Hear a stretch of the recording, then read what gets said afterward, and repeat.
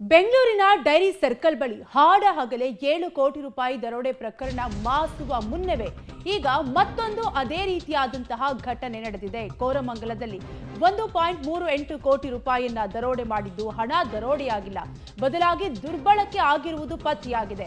Auditing ವೇಳೆ ಹಣ ದುರ್ಬಳಕೆ ಆಗಿರೋದು ಪತ್ತೆಯಾಗಿದ್ದು 1.5 ವರ್ಷದಲ್ಲಿ ಎಟಿಎಂಗಳಿಗೆ ಹಾಕುವ ಹಣವನ್ನ ದುರ್ಬಳಕೆ ಮಾಡಿಕೊಂಡಿದ್ದಾರೆ. ಹಿಟಾಚಿ ಪೇಮೆಂಟ್ ಸರ್ವಿಸ್ ಆಡಿಟಿಂಗ್ ವೇಳೆ ಈ ಪ್ರಕರಣ ಬೆಳಕಿಗೆ ಬಂದಿದೆ. ಕೋರಮಂಗಲದಲ್ಲಿ 1.38 ಕೋಟಿ ದರೋಡೆ ಕೇಸ್ಗೆ ಟ್ವಿಸ್ಟ್ ಸಿಕ್ಕಿದ್ದು ಹಣ ದರೋಡೆಯಾಗಿಲ್ಲ, ಬದಲಾಗಿ ದುರ್ಬಳಕೆ ಆಗಿರುವುದು ಪತ್ತೆಯಾಗಿದೆ.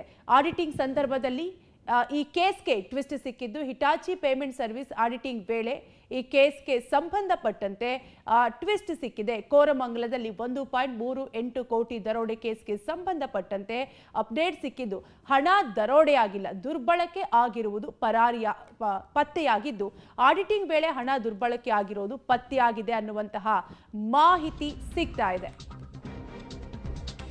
ಹಿಟಾಚಿ ಪೇಮೆಂಟ್ ಸರ್ವಿಸ್ ಸಿಬ್ಬಂದಿಯಿಂದಲೇ ವಂಚನೆ ಮಾಡಿರುವ ಆರೋಪ ಕೂಡ ಕೇಳಿ ಬರ್ತಾ ಇದ್ದು ಕೋರಮಂಗಲ ಪೊಲೀಸ್ ಠಾಣೆಯಲ್ಲಿ ಎಫ್ಐಆರ್ ದಾಖಲಾಗಿದೆ. ಒಟ್ಟು 7 ಜನ ಸಿಬ್ಬಂದಿಯ ಮೇಲೆ ಈ ಪ್ರಕರಣಕ್ಕೆ ಸಂಬಂಧಪಟ್ಟಂತೆ ಎಫ್ಐಆರ್ ದಾಖಲಾಗಿದೆ.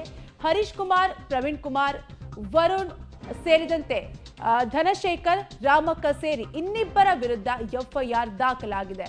ಪ್ರಕರಣ ಸಂಬಂಧ ತನಿಖೆಯನ್ನ ಪೊಲೀಸರು ನಡೆಸ್ತಾ ಇದ್ದಾರೆ. ಒಟ್ಟಾರೆಯಾಗಿ 7 ಜನರ ವಿರುದ್ಧ ಎಫ್ಐಆರ್ ದಾಖಲಾಗಿದ್ದು ಆಡಿಟಿಂಗ್ ವೇಳೆ ಹಣ ದುರ್ಬಳಕೆ ಆಗಿರೋದು ಪತ್ತೆಯಾಗಿದೆ. ಅಂದ್ರೆ ಹಣ ದರೋಡೆಯಾಗಿಲ್ಲ, ದುರ್ಬಳಕೆ ಆಗಿರುವ ಅನ್ನುವಂತಹ ಅಂಶ ಬಟಬಯಲಾಗಿದೆ. ಡೀಟೇಲ್ಸ್ ಕೊಡ್ತಾರೆ ನಮ್ಮ ಪ್ರತಿನಿಧಿ ಉಮೇಶ್. ಬೆಂಗಳೂರಿನಲ್ಲಿ 1.38 ಕೋಟಿ ರಾಬರಿ ಕೇಸ್ಗೆ ಟ್ವಿಸ್ಟ್ ಸಿಗ್ತಾ ಇದೆ. ಈಗ ಯಾರೆಲ್ಲ ಮೇಲೆ ಎಫ್ಐಆರ್ ದಾಖಲಾಗಿದೆ, ಏನೆಲ್ಲ ಡೀಟೇಲ್ಸ್ ಸಿಗ್ತಾ ಇದೆ?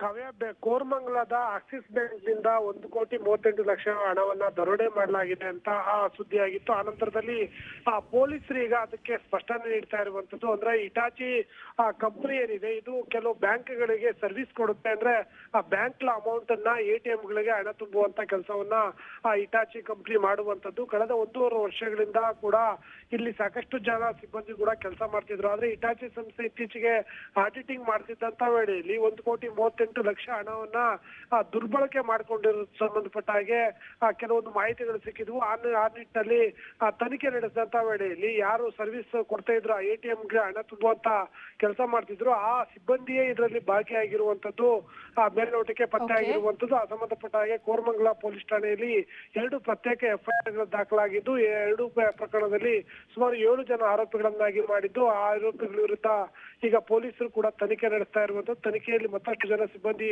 ಭಾಗಿಯಾಗಿರುವ ಶಂಕೆ ಕೂಡ ವ್ಯಕ್ತವಾಗಿದ್ದು ಇನ್ನಷ್ಟು ಮಾಹಿತಿಗಳು ಸಿಗಬೇಕಾಗಿದೆ. ಕಾವ್ಯ, ಥ್ಯಾಂಕ್ ಯು ಉಮೇಶ್ ಡೀಟೇಲ್ಸ್ಗಾಗಿ.